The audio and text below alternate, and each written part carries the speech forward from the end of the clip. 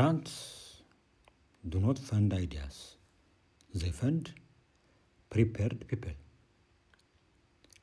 ለአንድ ስራ ውጤታማ ጅማሮ ከገንዘብ ይልቅ ቀድሞ መሟላት ያለበት የሀሳብ ጥራት ነው።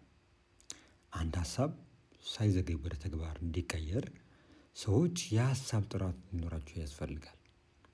የሀሳብ ጥራት ከሌለ ሰዎች ምን አይነት ችግር ለማን እንደሚፈቱና መጀመሪያ ምን ማድረግ እንዳለባቸው በትክክል መግለጽ ይቸገራሉ።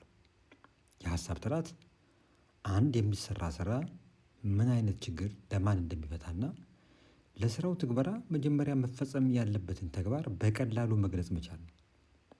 ግራንት የሚሰጡና ስፖንሰር የሚያደርጉ ተቋማት የሚፈልጉት ፐርፌክት ፕላን አይደለም፣ ተዘጋጅተው የሚጠብቁ አመልካቾች እንጂ።